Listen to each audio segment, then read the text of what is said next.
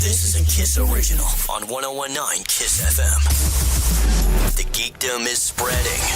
It is present at almost every turn. And it's only a matter of time before it comes for you. Nothing in our solar system can help us. Let the Geek Patrol be your guide as you delve into the worlds of science, gaming, and pop culture.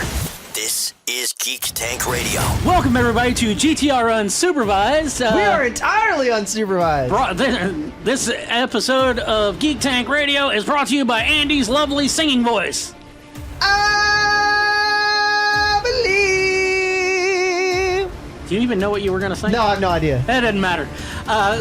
We have no Brody. We have no Joe. Alan's only going to be here for a little bit because, he's got to drop some science And on us. he's not here yet. Yeah, we're just sitting here. We're waiting. And it's like, oh my goodness, what are we going to do? We can do whatever we want. We can't do whatever we want because they kind of frown when we set fires. Yeah. Anyways, guys, again, I don't know what Alan's bringing in on science, but it's going to be scientific. We're going to talk about D23. We're going to talk about the Joker in various forms. We're going to talk about how Andy going to get angry. we're going to talk about things that make me angry. But it's going to be us, and we're just going to have a good time. We're not even going to worry about the normal GTR flow because we don't have a Joe to make fun of, and we don't have a Brody to scream into the mics. Right. So and we don't have any. We're not being brought to you by anything today. Your singing voice. Oh, that's right. Yeah. This man used to front a band here in Memphis. It was pretty awesome. I did for a little bit. He needs to get back to it because he's got talent. Anyway, guys, when we get back, Alan will hopefully be here so he can tell us all about his magic dust. Sounds like drugs. Geek Tank Radio. More below. And on 1019kissfm.com. Keyword Geek Tank. No matter what nefarious plan he has cooked up, Alan always keeps it educational. Get banished. To Professor Gilbreth's Science Corner. All right, Brandon. How you doing? Ready? Oh, yeah. Let's talk about snow. I like snow. Snow's a wonderful thing to talk about. Especially with as hot as it's been. Well, it has been a little of, how should we say, sultry lately. Alrighty then. Well, let's talk about snow. Let's talk about intergalactic stellar explosions. Okay. And let's throw in the Technical University of Munich. Space snow. Well, not exactly. Not exactly. Okay. All right. Well, there is a very rare little isotope out there called iron-60.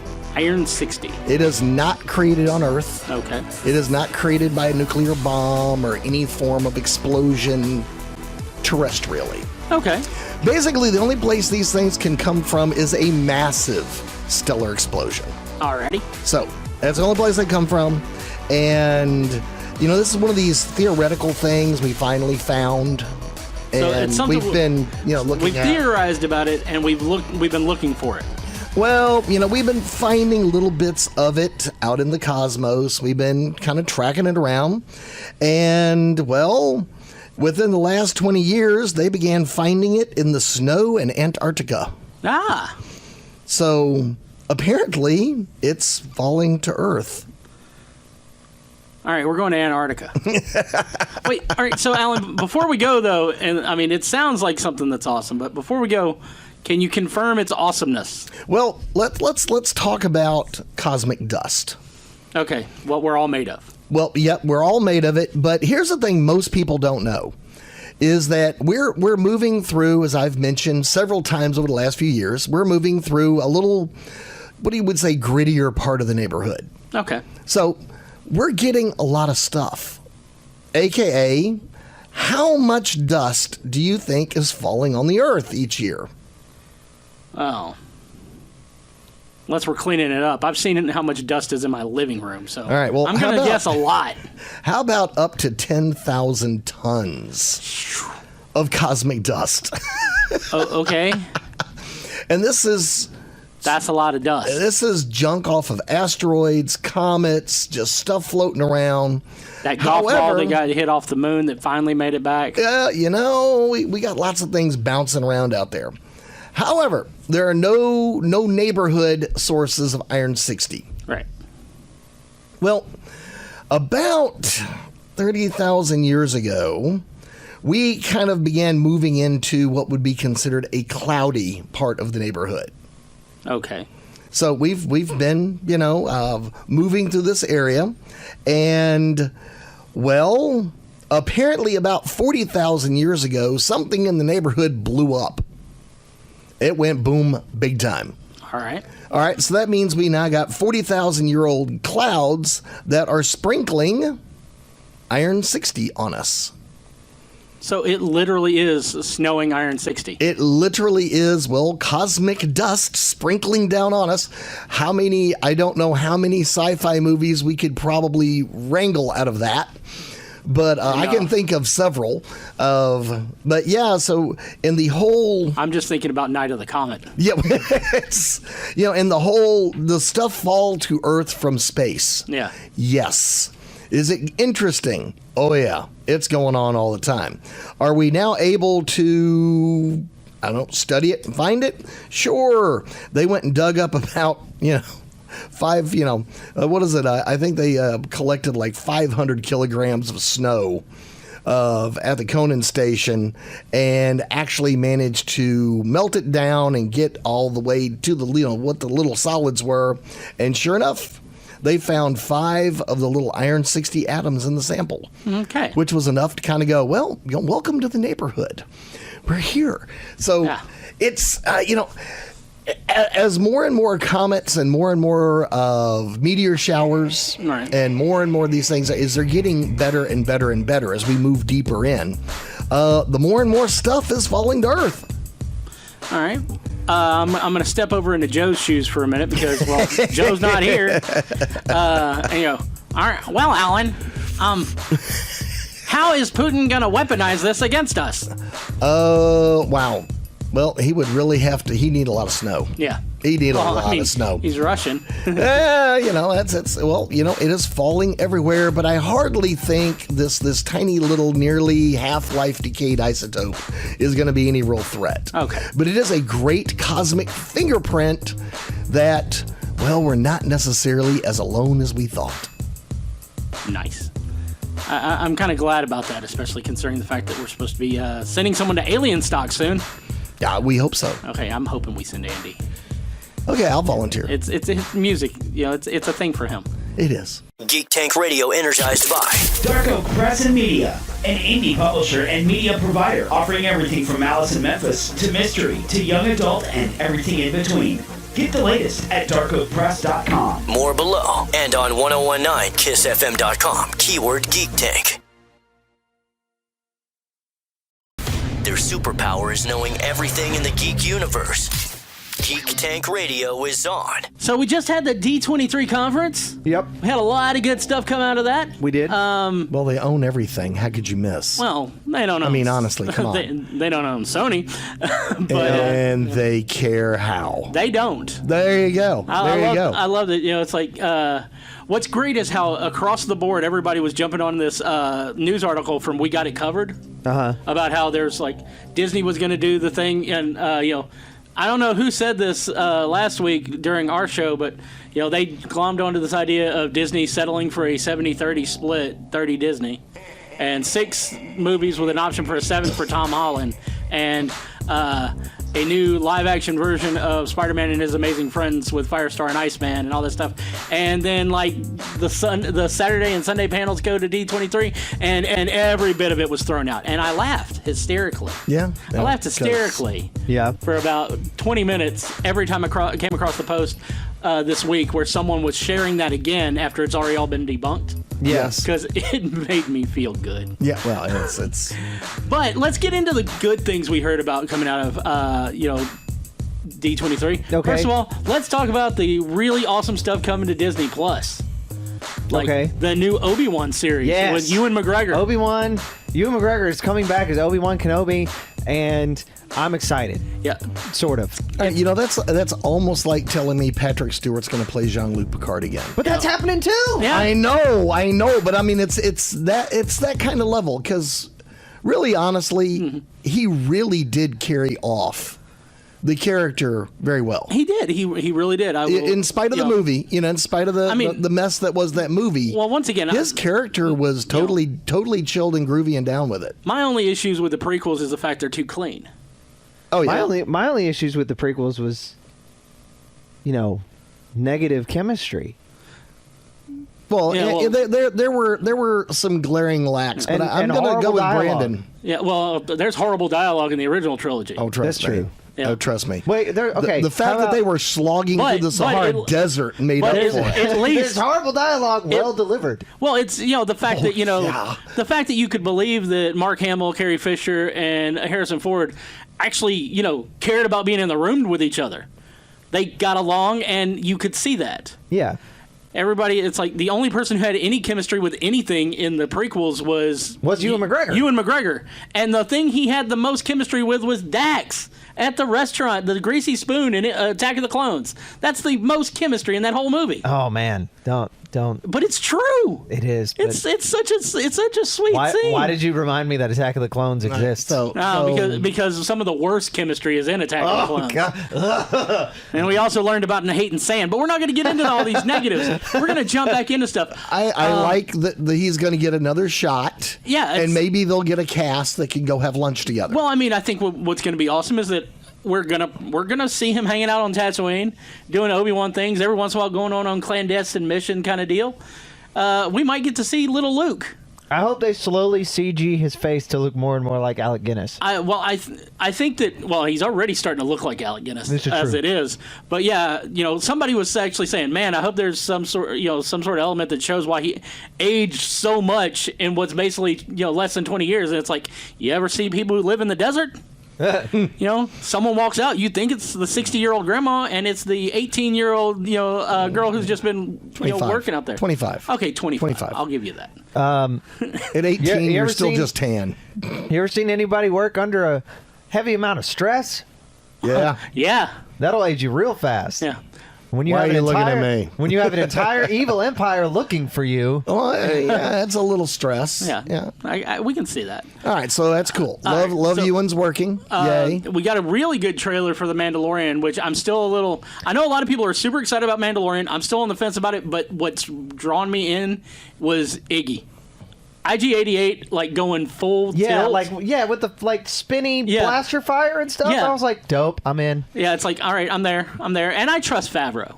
He's in charge of I everything. love the so... look of the character. Oh, yeah, the Mandalorian himself suit looks amazing. Awesome. Good. Definitely better than the original pic we saw of him when things started off, and it looked like he Yeah. was piecemealing the suit together. well, they probably were. Well, now he's got a full-on, just like, Now the beautifully costuming is armored done. suit. Yes. of course, I love the fact that, it looks like no matter what, it doesn't look like we're going to see him unmasked at all in the series. I know, I love that. I'm down for that, too. Which is weird, because they got an actor like Pedro Pascal to play the Mandalorian. Yeah. And you're like, he's a really good actor, and he's, obviously he has face recognition from being Oberyn on Game of Thrones Yeah. and stuff. Like, why would you not want to use his face some? But at the Because- same time, it does this great, mystical Well, I effect think- to the character Well, of as the we Mandalorian. proved with V for Vendetta, a superior actor doesn't have to be seen. can body wise and vocally control the audience just fine. I think it'd be dope if he's like one of those, if he's like Doom Guy or something, where he just doesn't ever speak. He just looks at stuff and moves. Yeah, and I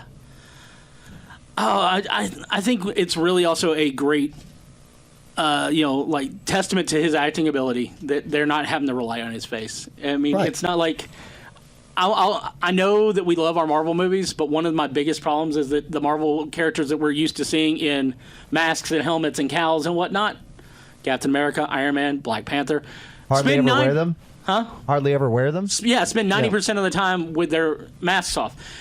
Spider-Man's one of the ones that's like, when they in Endgame, when he swings through there and he lands and he immediately takes off his mask. Why? Right. You're Spider-Man. I don't need to Seriously. see Tom Holland's But, face. I'm sorry. It's literally one of my favorite moments of Endgame. But when he lands and Captain Marvel comes down, the mask is off, and he's like, "Hi, I'm Peter Parker." Well- why are you telling your name? You don't Because she's know this woman cute. from Adam. But she's cute. Well, yeah. Yes. Yes. But There you go. Yeah. All right, he's cuter without the mask on, dude. It's true, but I mean that's always been my biggest problem with I the Marvel know. films is that as soon as He people wears a mask. people have a mask for a reason, And it's not just to hide the stuntman. It's like there was never any reason for Peter Quill to wear his mask at all. Nobody. I mean, he wears it, like one issue out of every 12 in the comics? Right. Anyway. So, but back to the really fun stuff. Let's talk about the Marvel stuff. Okay.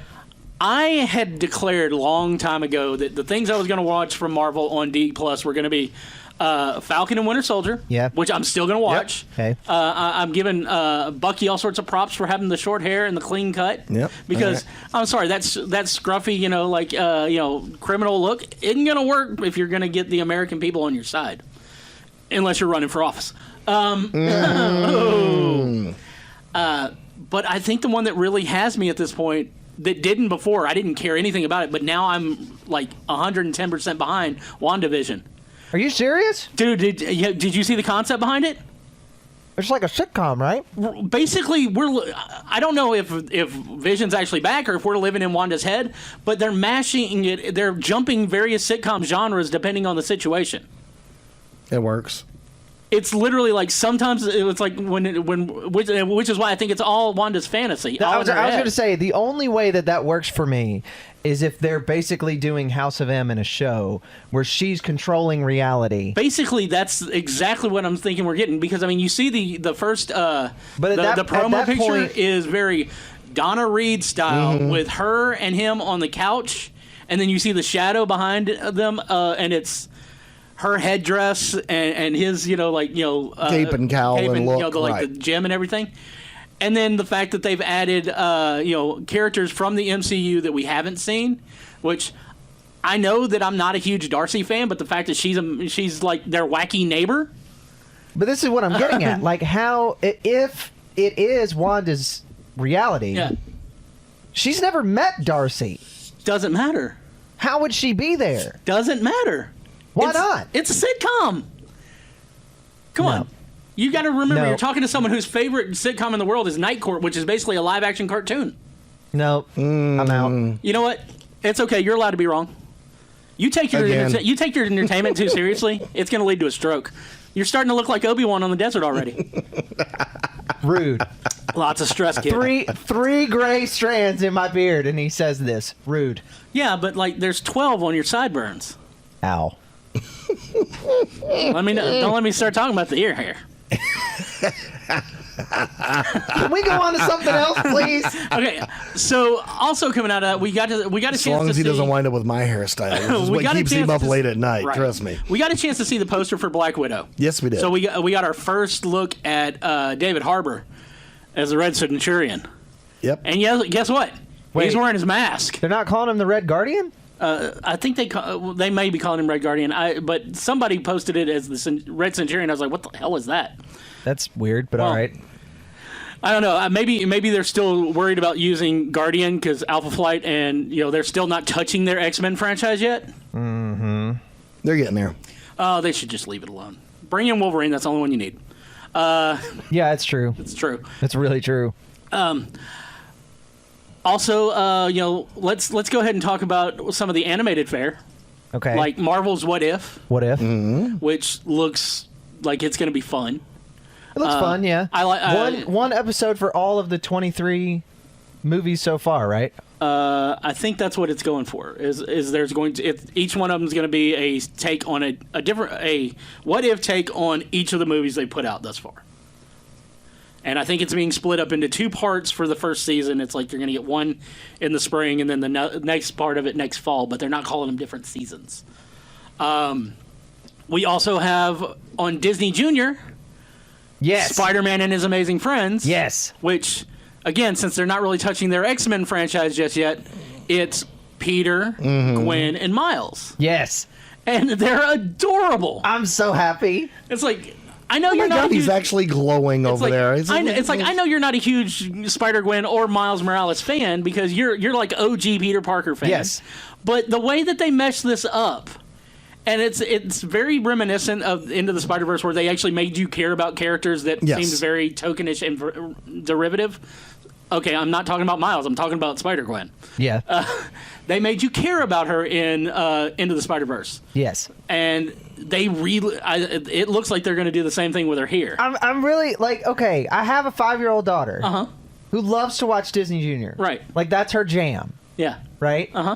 I really want her to... Because she knows that Spider-Man is my favorite superhero. Right. And...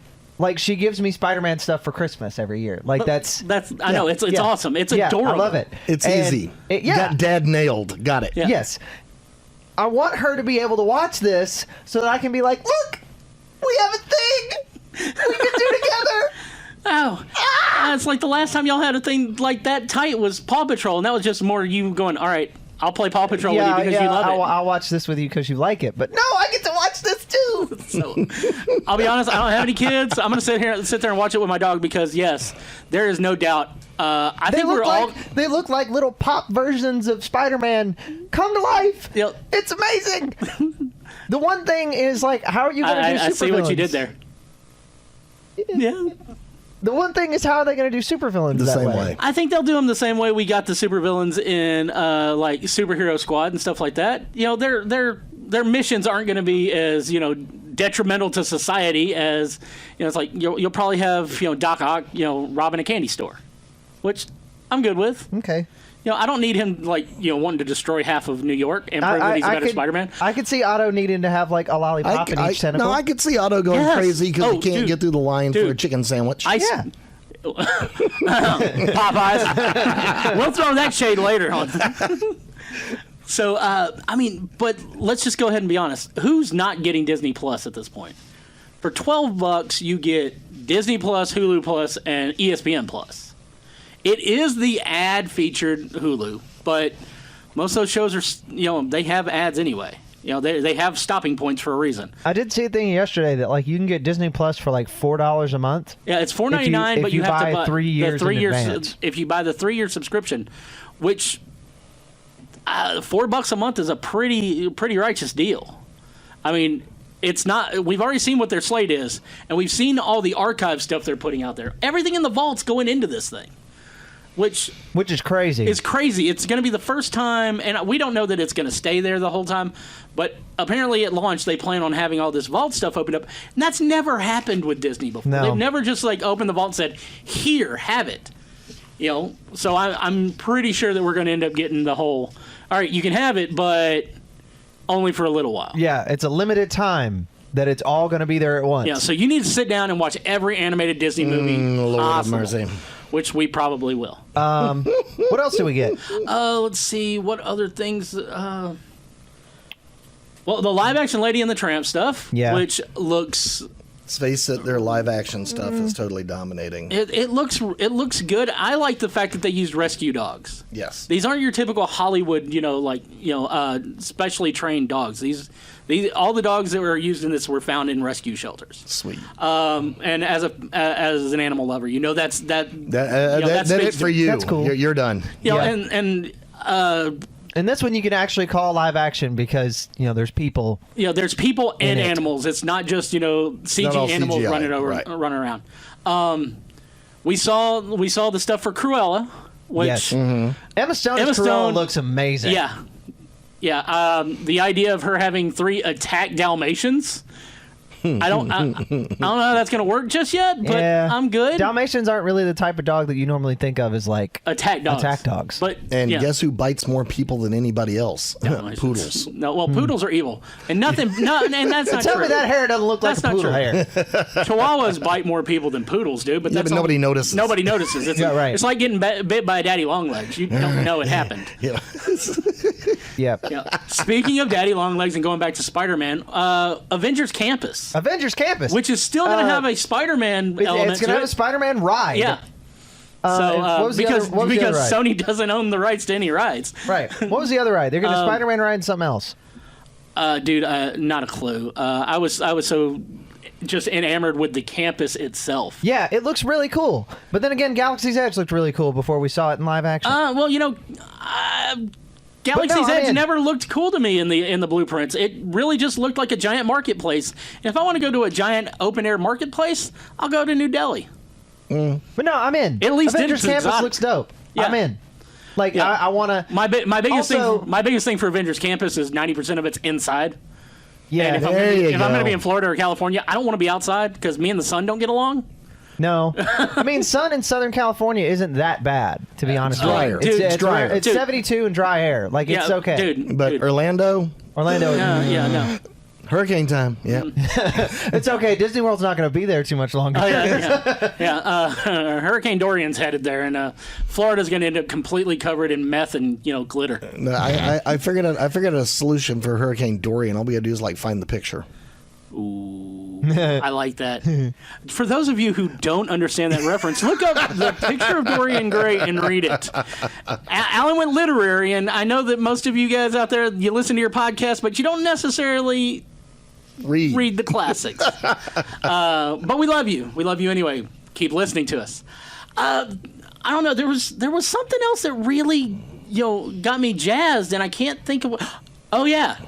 I don't care anything about the Eternals except for the fact that Kit Harington is playing Dane Whitman, who is one of my favorite auxiliary Avengers characters, Black Knight. Yep. Kit Harington is playing Black Knight, which feels a little bit on the nose, but I like it. It doesn't matter if it's on the nose. It's perfect. And our friend Dean Zachary, in the announcement, he put out some sketches he had for a pitch. Tell me that those sketches, which are actually several years old, don't look like Kit Harington. Don't look like Kit Harington as a Black Knight. Right. Yeah, They totally do. No. So, guys, never. if you're going to do a comic tie-in, hey, Marvel, Disney, give our boy Dean Zachary a call. Man's an amazing artist. He's got professional creds. And we will campaign for that. I will absolutely campaign for that. Hashtag Zachary for Black Knight. Hashtag Zachary for Black Knight. I'll absolutely campaign for that because he'll probably want me to write the book. There you go. No, there's nothing. There's no Self-serving about selfish, motivation there. But Okay, I'll absolutely campaign for that because after he gets that one, he'll probably want me to come on and write a book with him. yeah, there you go. That's even better. But guys. All I know is that D23 blew everything else away. I don't even care about the stuff that happened at Comic-Con at this point. Yeah. I didn't. The only thing I really cared about was the supernatural stuff. Anyway, it was Okay. because Yeah. that's coming to an end. Yeah. Yeah. It's only Anyway, been on for 25 seasons. So. Yeah, right. 15. Yeah, I know. Yeah. It's crazy. It's weird, but I didn't exaggerate by that much. It's like the scary thing is you throw a number out there. It's kind of like, geez, when was the last time I heard that Carlos Santana album? I think that was like 50 years ago. No, wait a minute. It was 50 years ago. Wow.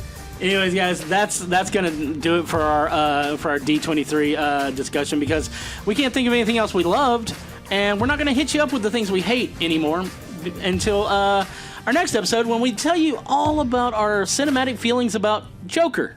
Geek Tank Radio energized by Dark Oak Press and Media, an indie publisher and media provider offering everything from Alice in Memphis to mystery to young adult and everything in between. Get the latest at darkoakpress.com. More below and on 1019kissfm.com. Keyword Geek Tank. From the silver screen to your home screen. Geek Tank Radio is on. We got a new trailer this week. Are we talking about Dark Fate? No, not Dark Fate. And we're still not going to talk about Dark Fate. No, not Dark Fate. No. Although I do like Arnold with the beard. Well, yeah, but I mean, I'm going to get that in Mortal Kombat. Yes. Yeah. Which that's the best looking version of the Terminator Ever of all time. Yes. So anyway, guys, sad we're not going to get his voice in that version, but that's fine too. But we also have another character who got a trailer who's going to be in the combat pack for Mortal Kombat. Yeah. But doesn't look like that. But no, it's the Joker trailer. All right, now I remember when we saw the first Joker trailer. Yes. We were excited. Yes, we were. We were like, holy crap, they did something that looks good. Yes. And because we saw Thomas Wayne, we saw young Bruce Wayne, we saw Arkham. What do they call it? Arkham State. Arkham State Hospital, mental facility. Something It's like not that. It was asylum. not Arkham Asylum, but it was still Arkham something. Joaquin Phoenix looked great. Yeah, he was very reminiscent in his style and movements as the Cesar Romero style Joker. Yes, all great stuff. Yeah, all great stuff. We were really jazzed, trailer. and then we saw this new trailer, and then we saw the second trailer, and it's all gone. Yeah, it's all gone. We have a slight issue. The Joker is not. Before we get into the actual thing, though, okay, I'm going to go ahead and say this. We have had multiple iterations of the Joker. Yes, we have. In film and animation and whatnot. Yes. We've had very comic correct source material style Joker. Yes. We've had Jared Leto's crazy gangster Joker. Yes. We've had Heath Ledger's Agent of Chaos Joker. Yep. We've had Cameron Monaghan's proto Joker and secondary proto Joker. Mm-hmm. We've had Nicholson's Joker. Right. And we have the animated Mark Hamill Joker, which is an amalgamation of everything that we've ever seen the Joker on. Which is perfection. And that Joker is also slightly adultified in the Arkham games. Arkham games, which is but also he's still perfection. that Joker. We were looking forward to another take on the Joker. We were expecting that, but we were never expecting what it looks like we're getting. No, because what they're trying to give us now is a Joker with whom we are supposed to sympathize. And that is not what we should be getting. No. There are plenty of Batman villains that you can sympathize with. Mr. Freeze. Mr. Freeze is number one on that list. Absolutely. You know, Harley Quinn. Harley Quinn, because she was manipulated and driven insane by the Joker. The Joker is... Poison Ivy. Poison Ivy even, yeah. I mean... Two-Face. Even to a point, Penguin. To a point, the Penguin. You know... Not the Riddler. No, the Riddler, as much as he could have a redemptive quality, he doesn't. He doesn't. I know that they tried it before, and the reason it fails is because you don't want to sympathize with the Riddler. He literally is just. Nah. He's not a good person. No. But then when you get to the Joker, he makes the Riddler look like a saint, and that's part of it. And that's part of his character. That's part of who he is. The whole thing of the Joker is that he is someone. He's the definition of chaotic evil. He's the antithesis of Batman. Yes. And the thing is like, I was having kind of a Twitter war with my sister today, this week, because she was saying something about how, like, we've seen enough Batman on screen. Like, why do we need more Batman and whatever? And because we love Batman. Well, I was like, oh no, he's just one of the most prolific and consistent, characters in fiction history, with 80 years of regular history to draw from. But let's get something else on the screen. And it's and guys, it's not that we're saying that includes the Joker. It's 1940 Batman #1. Like 80 years of this character having been in a book wherein he's not anything. He is nothing but a monster. Yeah, in every form we've seen him in thus far, he is and I mean, even in the comics, he reinvents himself quite a bit, of course, across his 79 years in comics. Yeah, absolutely. But every time he is a hardcore, straight up villain. Yeah. Every time they give you something that might be sympathetic towards him, they immediately turn around and give you something that makes it where you feel bad with yourself for sympathizing for him. Yeah, well, this is The Killing Joke. The Killing Joke, exactly. Like when you read The Killing Joke, don't watch the animated. Don't watch the animated series, because that whole Batgirl Sex in the City thing at the beginning. Don't watch the animated movie. The movie ruins the story. But when you read the graphic novel The Killing Joke, and they give you this poor guy who they still don't name. Yeah. They give you this poor guy who's down on his luck. His wife is pregnant. He wants to be a stand-up comedian, but he's not funny. He works a really crappy job. He used to work. He's unemployed. Well, yeah. He used to work a job as a security guard. He's been laid off from the Access Chemical, where he was a guard. Yeah. So and the mobsters these two put him in the red. They put him in the Red Hood so that they can. Right, so they can use him. They want to use the Access Chemicals to get into the playing card factory next door. Because that's one of... it's a mob front. Yeah, it's Carmine Falcone's laundering service, basically. Right. And then Batman shows up, knocks this dude who's in the Red Hood into the vat of chemicals, and that's where you get the Joker from. Yeah. And you immediately, like, as you're reading this story, you kind of feel bad. Because up to that point in the story, while they're going over the backstory, quote-unquote, history of the character, which is still not confirmed as his actual history. Yeah. It's a possible history. Yeah, right there, it's like... but, they don't give you that until later on. Right. When he basically tells you, if he's going to have a pass, he'd rather, He'd be multiple choice. Which is, they hit on that a lot in The Dark Knight with Heath Ledger telling a different story about how he got his scars each time. Right, yeah. But up to that point in the story, when you're looking at the backstory of this character and how he became the Joker and stuff, all they've done really is he's doing normal Joker things from like Denny O'Neil and Neil Adams' 70s Batman comics. Like he's buying up an abandoned amusement park. And he escaped Arkham by getting someone to dress up as him. Right. He escapes Arkham by getting somebody to dress up as him. He buys an abandoned amusement park and then kills the guy he got it from, the real estate guy, and puts him on a bouncy duck. Like it poses him on a bouncy duck. Yeah. Like it's bad, but it's not like it's very just normal Joker. Normal Joker things. But then after you've read the stuff that kind of makes you feel sympathetic for him, is when he attacks Barbara Gordon. He shoots Barbara Gordon, not knowing she's even Batgirl. She's recently retired as Batgirl. Shoots her through her spine, strips her down, takes provocative photos of her in order to prove to Gordon all it takes is one bad day. Kidnaps Jim Gordon. Strips him down. Puts him in a gimp suit, or basically. Yeah, puts him in a gimp suit. Puts him in the Tunnel of Love ride, which is full of pictures of Barbara. Full of all those pictures of Barbara that he took, attempting to drive James Gordon insane. Because what he's trying to prove is that all it takes is one bad day for anybody to be like him. And Batman shows up to stop it. Batman is barely in the book, first of all. And then the first time we see Batman is at the very beginning, where he's gone to have this tete-a-tete with the Joker, where he's like, look, I can help you. Yeah. We can get past this. Right. And he's basically saying, because if we don't get past this, we're going to kill each other. One of us is going to kill the other one. And that's when he figures out that that's not even really the Joker that he's talking to. It's some guy in some makeup and a wig. Yeah.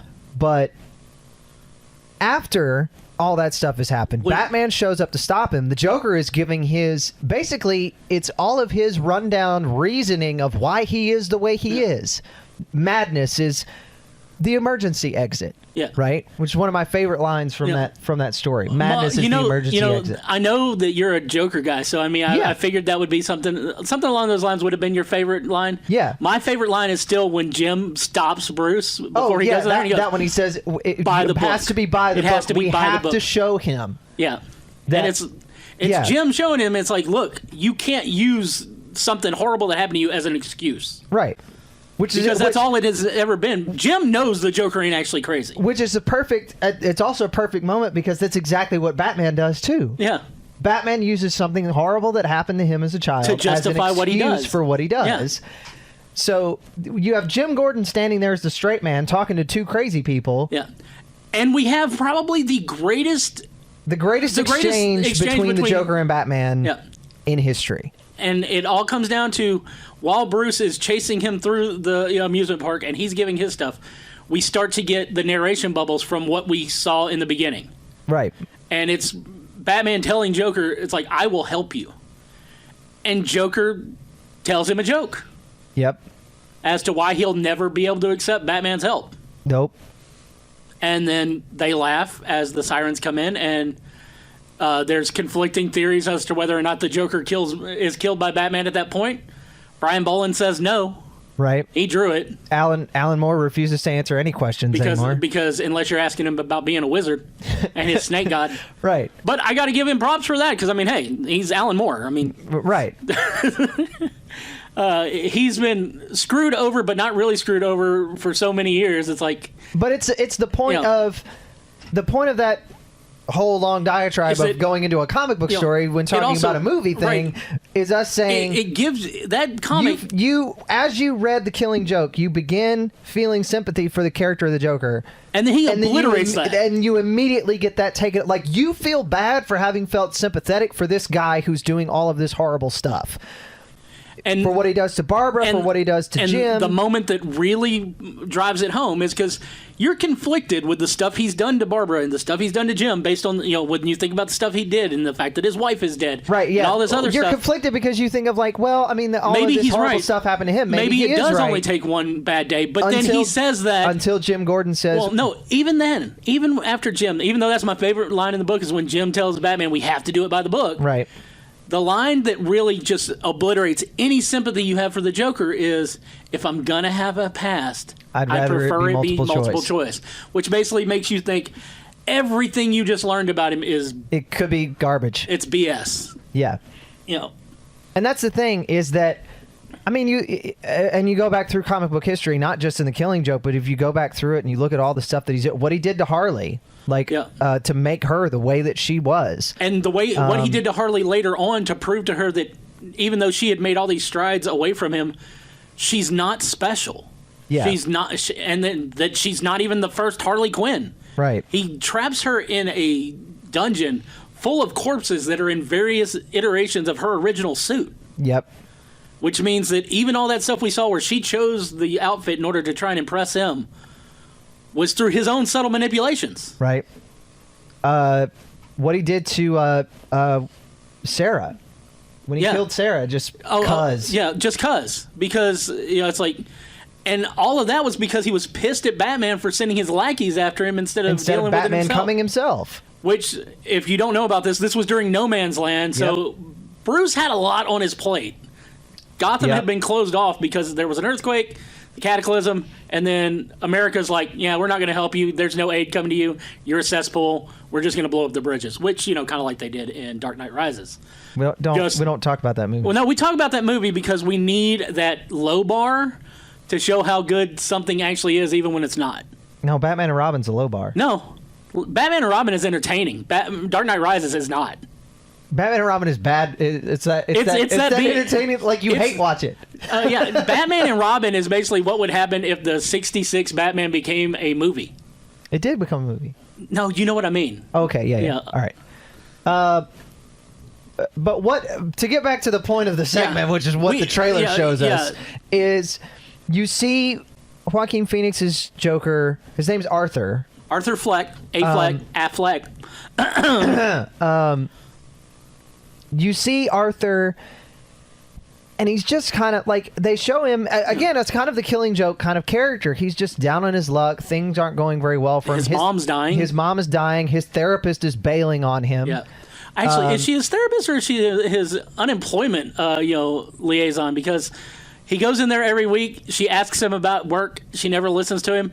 That really sounds like someone who's going... It does, kind of, yeah, but I think she's probably his therapist. Yeah. Because he's saying, because he has that line where he says, you ask me if I have negative thoughts. Yeah. All I have are negative thoughts. But that's one of those motivational things they say to you in unemployment. That's true. Yeah. But... No. Also, this movie does not take place in 2019. No, it's set in the late 70s, right? Late 70s, early 80s. It's not modern day. As much as many people are going, to make the Joker in the 80s, you throw him in a vat of chemicals. To make the Joker in 2019, you throw him into society.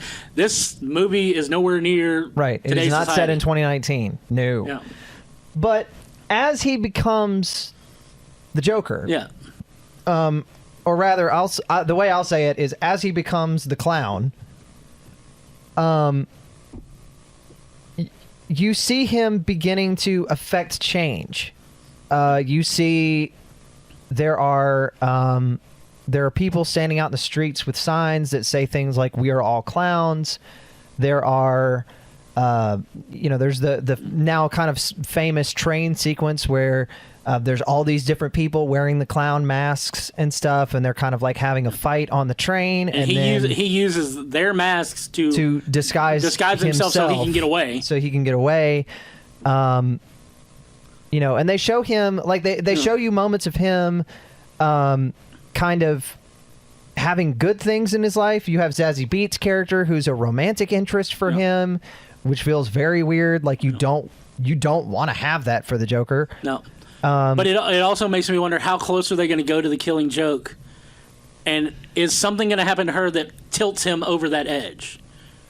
Yeah, I mean... But at the same time, I don't think they're going to give us... What we're seeing is, first of all, you have Thomas Wayne in the movie, who... As a complete bastard. Almost, he's being portrayed as, like, a jerk, or like he's some kind of corrupted political official, or something like that, and... I personally, and this is just me, I get really tired and frustrated with these revisionist takes on inspirational characters for my superheroes, where they are not the people who inspired them to be what they are. Like, why does Thomas Wayne have to... Like, Thomas Wayne was always known as being a philanthropist. He was known as being... a humanitarian. He was a humanitarian. He was a doctor who genuinely just wanted to be a doctor, not because... He was already wealthy. Yeah, he wanted to be a doctor because, like, he wanted they to just help wanted him people. to take over the family business and do that. He wanted to become a doctor because he wanted to help people. Yeah. And he was a socialite son who married a socialite's daughter. Yep. Because of the fact that the two of them wanted to affect change that their selfish families didn't want to do. And to revise the take on him, where he's like some kind of corrupt politician or something. The Canes were like the Rockefellers, and the Waynes were like the Kennedys. For all intents and purposes. I was going to go with Carnegie, but yeah. Well, yeah. Well, I mean, Carnegie had enough positivity that he could have been an influence for Thomas. But that's kind of what we're getting. It would be like taking Jonathan Kent and turning him into a wife beater or something. It just doesn't work. Or Steve Rogers, and it's like he was a Nazi. He was sympathizer. a Nazi. Oh wait. Wait, never mind. Nick Spencer. That never happened.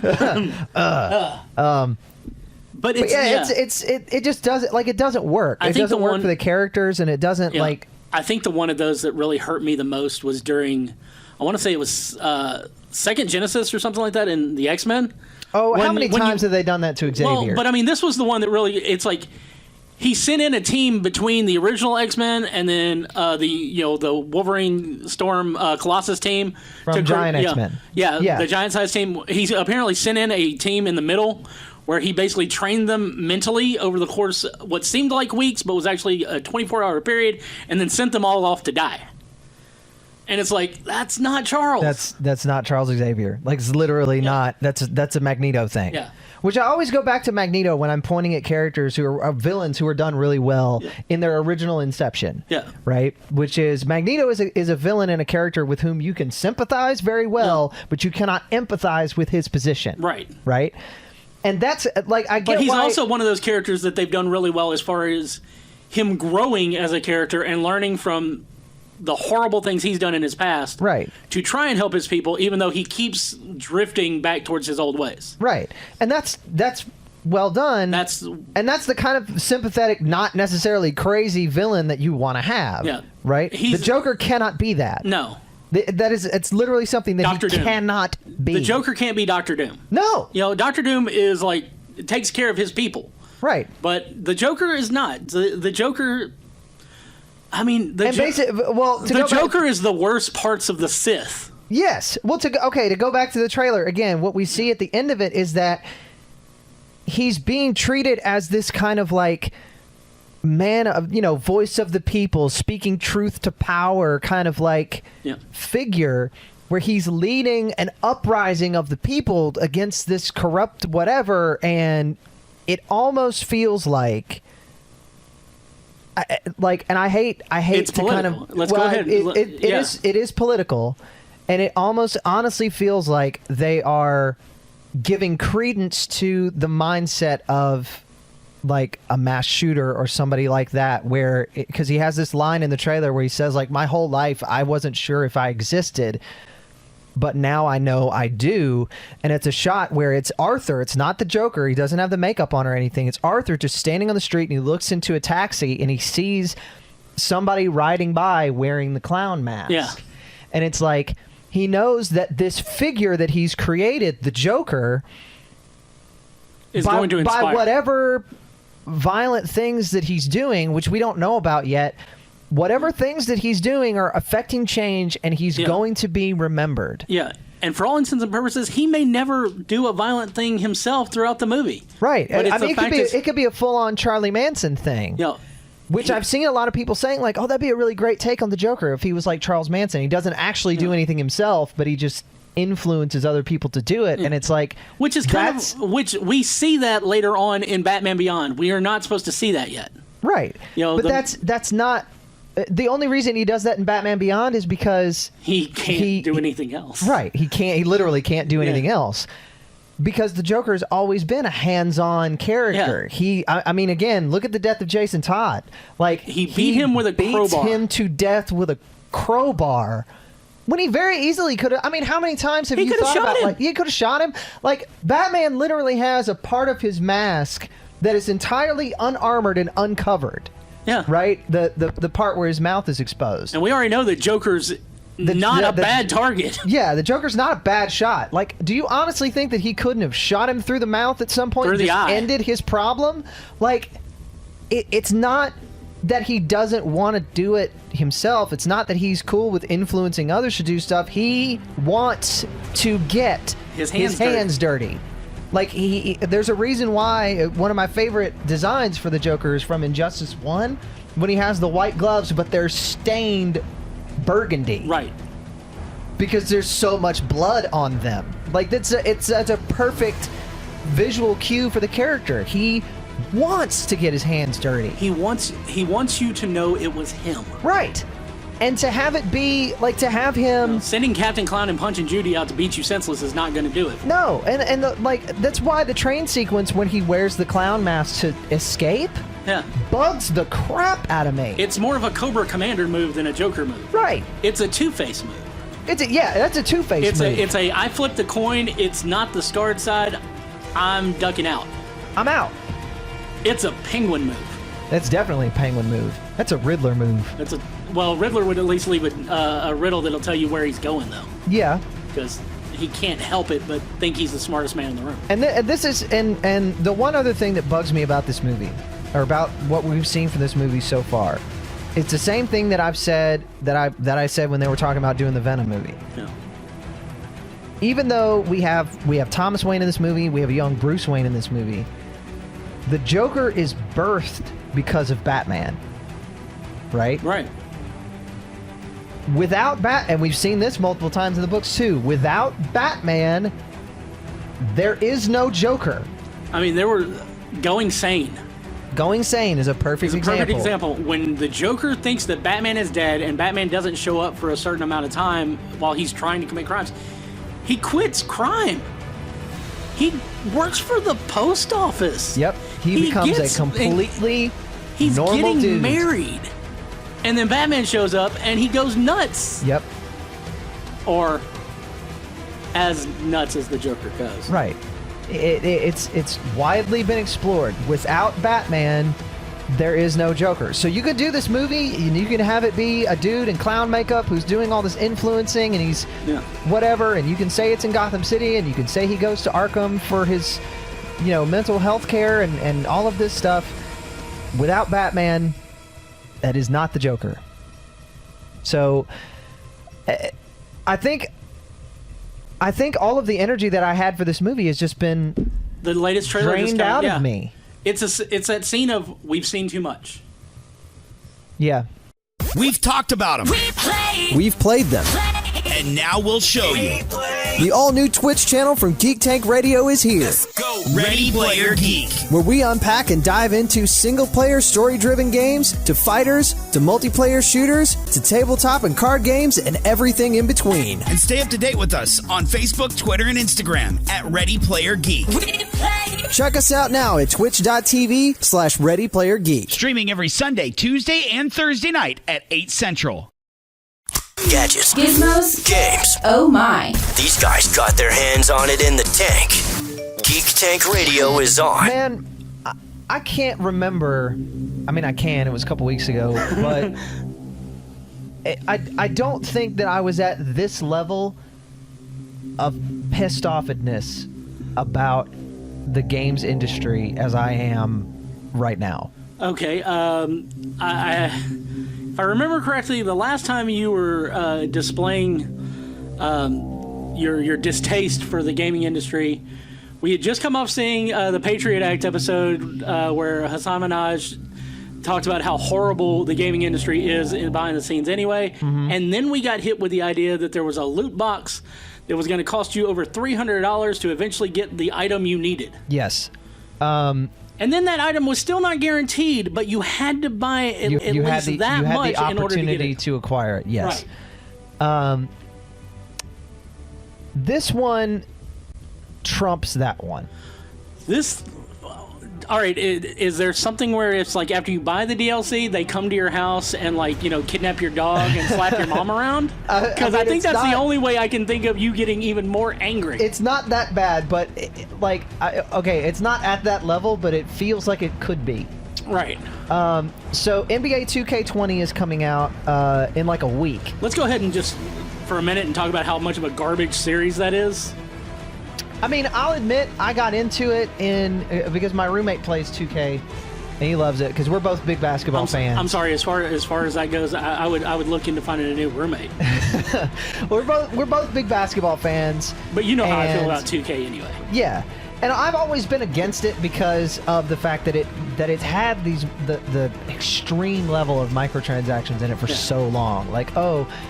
You can earn VC through play, but if you pay this much money, you get this much more, and you can up your stats so much faster, and all that stuff. I've always been against it for that reason, but he would play it, and I was like, oh, that looks kind of fun, because I love playing basketball, and I love the game. So I got a copy 2K19 for like $10, because it's super cheap now, because 20's coming out. And I played it for a while, and I actually enjoyed it. It's fun. But what's happening in 2K20 for their My Team mode, which is like where you build your team of, professional NBA stars to, comprise essentially your version of the dream team, however you want to play, and then you play with other people against their versions. Okay. Of their teams. So it's kind of like your own version of. It's like fantasy. It's fantasy football basically. Yeah. But you're playing it in the video game, and you actually are playing. Which honestly, as opposed to let's just be honest. That in and of itself would be an amazing MMO. Yes. Every year, just a full-on fantasy draft, where instead of you dealing with the actual games that are happening. Yeah. You play against other people. Yeah, that's basically how it works. It's called My Team, right? Right. So it used to be like you could, the way it used to be back in the day, you could just put your team together because the stars would already be on the roster, and it would be cool, Right. But then as gaming companies started to catch on to we can nickel and dime people with microtransactions and stuff, you would have to pay for certain players or earn them through different types of gameplay. Right? Or earn the currency to then be able to buy them, or you could pay real money for it. Yeah. So this year, what they've done for the My Team is they've added in Idris Elba as your manager. Yes. That actually is there. No, that's it. That's in My Career. That's when you create your character and you. Because that's the way you sell me on anything. Put Idris Elba. Put Idris Elba in it, and they'll buy it. What they've done for the My Team now is literal gambling. Okay. And when I say literal, I mean as in they took stuff from a casino and put it into the game. Plinko machines. Slot machines. Okay. Roulette wheels. So, during your My Team, your MVP, your team leader can get a gambling addiction? No. Where you actually spend your mom's money? Because let's be honest, most of these kids are not spending their own money. That's what I'm getting at. Is they put these things in there where you can earn. Through doing your spins and whatever, that's how you get certain players. That's how you get specific versions of certain players. So, you can get, 2010 LeBron when he was good instead of 2019 LeBron when he sucks. Yeah. LeBron, it's time to just go make acting a full-time gig. You're better at that than you are at basketball anyway, across the board, no matter which year it was. Hang up the shoes. We love you, LeBron. We just want to see you in more, romantic comedies. Right. You're the only thing good about Trainwreck. You're funny. Well, okay, John Cena. So that's how you earn players for your My Team. is through this gambling stuff, and it's literally gambling. So it's Because very you much. you get like they'll probably do it where like, oh, you get free spins, and you get a free spin every day, or you get a free spin for, reaching a certain milestone, But or all you you get a need free is spin you do for that, whatever. You do that spin, and you realize you're Or- one off from getting the guy you want. You're going to buy another spin, Or you can buy it with virtual currency.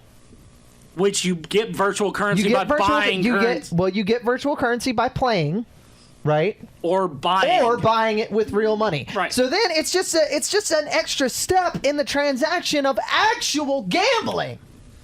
It's one extra step removed from real gambling with real money. And this game is rated E for everyone. Do you know what the age limit is on an E for everyone game in the United States? It's 5 years old. My daughter would legally be able to do this stuff in a game that's rated E for everyone. Which, in most cases, your 5-year-old is playing on your account. Which, if you've got a PS4 or an It's Xbox, probably attached you to your probably credit already have a card. credit card attached. In the UK, or I'm sorry, not the UK, in the EU, they don't use the ESRB. That's the American thing. Yeah. They use the PEGI system. Right. The PEGI system actually lists ages. Right. So, for comparison, games that are rated PEGI M for, 14. games that are rated M for mature in the United States are 17 and up. In the EU, they're listed as PEGI 18. They're supposed to be for people who are 18 and over. Right. NBA 2K20 in the PEGI system is PEGI 3. That's age, guys. That's age 3. Age 3. They are one step removed from actual, literal gambling. This episode isn't going on the air, so I'm just going to say that's bullshit. Yes! Make sure to put the explicit in the description. I don't, like, I can't figure out, I cannot fathom. The only thing that I can think of... There just was no other word for me to describe that. That's the ridiculous. only thing that I can think of is the fact that they just looked at it and they went, screw it. We're just going to try to put this in here and see if we get away with it. Well, I mean, we just had everybody across the board, just like completely drop the ball and go, well, we could do something about it, but we're not gonna. And then they're like, okay, well, you're not gonna do it. Why should we hide it anymore? Right. They're literally sticking it in our faces and going, look, we're training your children to gamble. It's not even training anymore. Your children are gambling. And I know so many parents. Who will go out there and they'll buy this game for their kids because their kids, especially here, Memphis is a basketball town, man. Yes, we you love basketball. Memphis is a basketball town. We love this game. And there's so many parents out there who will go out there and they will buy this game for their kids because their kids want to play as LeBron. Their kids want to play as Steph Curry. Their kids want to play as KD. And they will go out there and they will buy this game for their kids, and their kids will end up spending their real money on this bullshit. And I am losing my mind at the fact that we look at the games industry and see how much money the games industry makes on this kind of crap. And the fact that when it comes down to it, nobody who's actually making that game gets a penny from it. Not a single one of the developers gets the money from this stuff. You know how actors like Anthony Mackie and Idris Elba wind up doing the My Career modes for these kind of games? It's because 2K gets your money nickeled and dimed out of your children by the way that they gamble in these kind of games, and then they use that money to hire big name actors to act in their shit.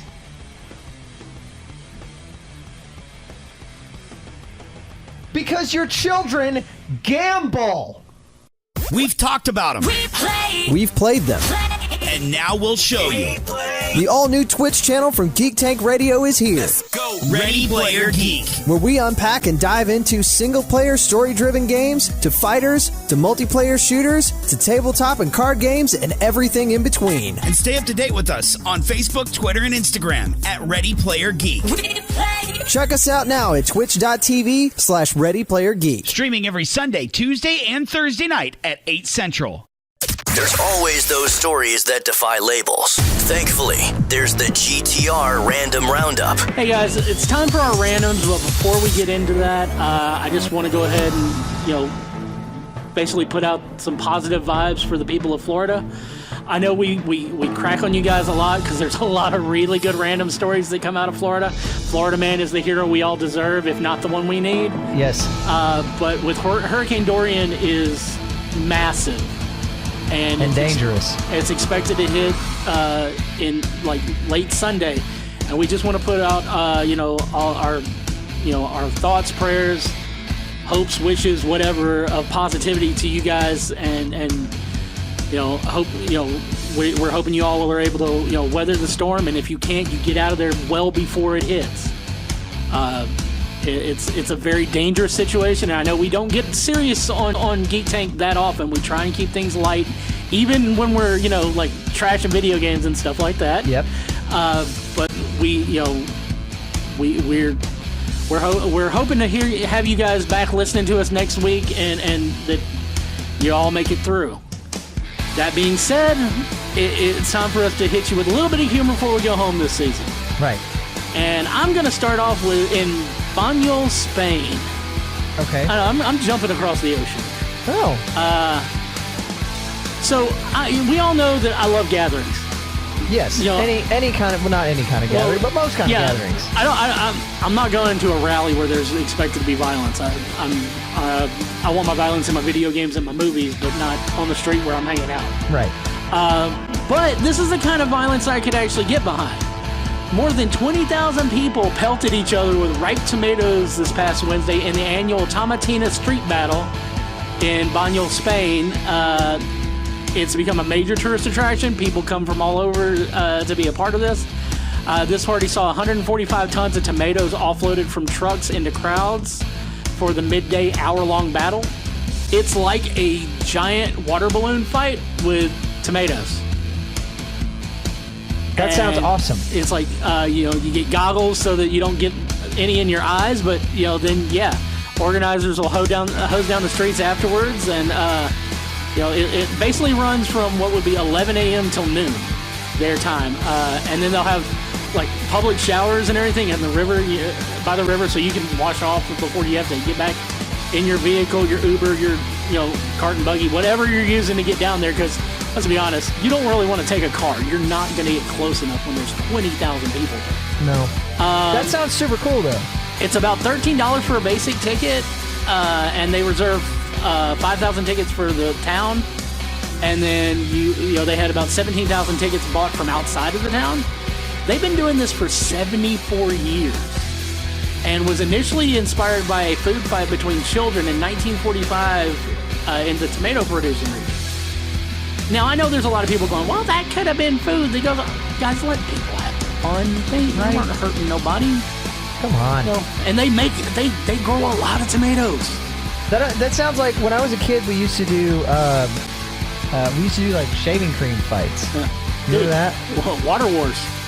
Yeah. Me and Amy on a Saturday morning filling up buckets upon buckets of water balloons. Buckets of water balloons. Yeah. We had some massive injuries in some of those cases. We did, yeah. Yeah. When a water balloon hits your crotch when it's not filled enough to burst on contact. Mm-hmm. Yeah, that can lead to some high pitched squealing. It was not fun. But I mean, the whole thing was fun for everybody else. I mean, yeah, for everyone else. Yeah, poor Christian. He'll never have children. But he doesn't need to. No, he shouldn't breed. What you got, Andy? I'm coming back to the States. Okay. But this time not a state that we normally visit. Really? On randoms. No, Vermont. Really? Vermont? Vermont. I didn't think anybody did anything in Vermont. I thought it was pretty low-key, just chill. It's relatively chill. I mean, the setting of, film classics like White Christmas and stuff. It's a beautiful place. It is. It's a beautiful place. But this is in Orange, Vermont. Okay. Okay. I don't think I've been to Orange. Let's see. About 250 pigs have been causing a ruckus in a Vermont town the past month after they escaped from their enclosure. Now, are these like those 30 to 50, like no, this is not like the feral 30 to 50 hogs that you need an AR-50 to This protect is not your the kids 30 from? to 50 feral hogs. No. Okay. Just wanted to be sure. No, these are just No. pigs. Okay. Not feral hogs. Okay. Domestic pigs. Yes, domestic pigs.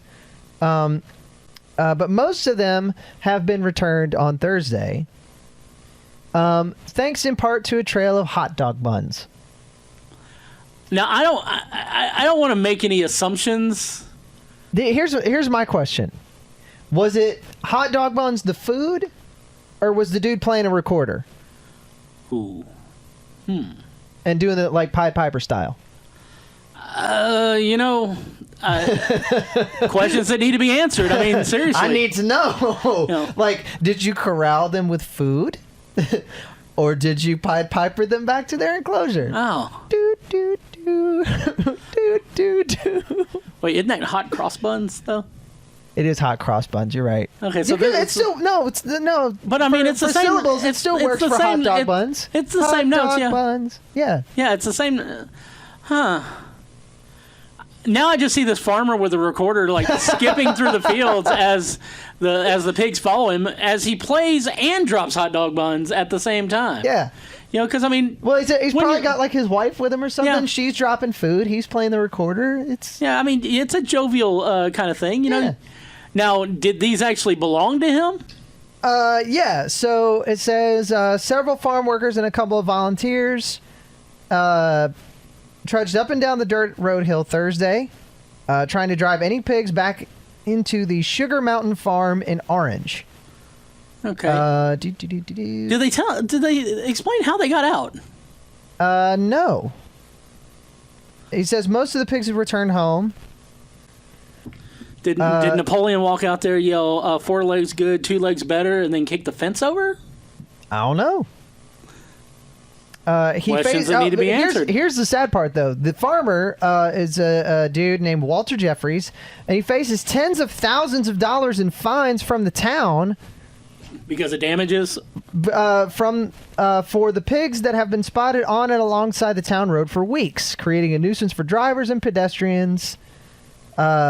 He believes that the fence enclosure was damaged by vandalism on the night of August 11th, allowing about 50 adult pigs and 200 piglets. All right, so that was to escape. So that was almost 3 weeks ago. They've been roaming. They've been tearing up the town. I think if they find out who the vandals are, they should be responsible for any of his fines. Well, he said he thinks it was the work of a former employee, which he reported to the police. Okay. So not cool, former employee who may have vandalized the fence, allegedly, because I don't want to get sued. Right. Allegedly. Well, yeah, because this guy's not a public, figure, so right, yeah, defamation. Right. Yeah. So yeah, that's but they're back now. Okay. They're back now. It's good. It's good to hear. Man, that's just. I do now. It's like I just want to see video of this. Yep. I just want to know. I need to know. It's not a want to at this point. It's a need to. Yeah.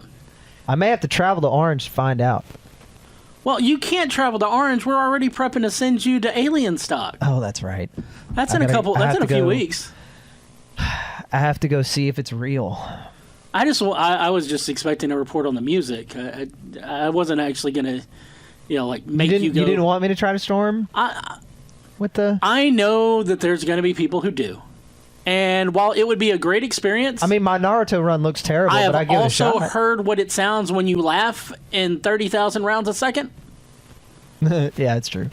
And they may not get you all, but I don't want you to be one of the ones that takes a clip. Nah. I'm skinny. I'm not coming back from that. There's not much meat in here to protect the internal organs. Well, from a bullet. you look at some of the artillery they have. There's a lot of meat on me, and I'm not going to come back from one of those. Yeah, it's true. It's not. That's, no, because it'll blow a hole in you the size of Texas. I'm just. So. Yeah. I don't know about Texas. Oklahoma, maybe. Yeah. Yeah. It's big. It's big. It's not. It may not be that big. But it's big. It's big. Anyways, guys, it's been a really weird unsupervised, season here at Geek Totally Tank Radio. unsupervised. They let me and Andy in here. Brody's gone. Brody's gone. Joe's missing. gone. Alan came in long enough to talk stopped about. in for a minute, but Yeah, he's gone. I don't know how you want to end this thing. I don't know. We need to do this more often. Yeah, this is fun. It's like, anyway. Check out my boy. Check out the site. My boy's got a few things up about from Ready Player Geek. Yes. We're gonna start. This is my favorite thing we've got coming up soon for RPG. All right. We're gonna start playing D&D. I have heard about this. Yes, it's gonna be me and my roommate and another friend of ours. Okay. And Brody and his wife. I'm running the game. And the best part is, because like normally if you watch D&D like on YouTube or whatever, right, it's always somebody, like the DM is always somebody who's like played D&D before. Yeah. And then you might have like new players, but the DM is usually experienced in D&D. Not a single one of us has ever played D&D at all.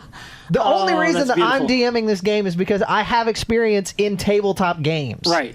From 10 years ago when we used to play them at your place. So... But I've never played D&D before.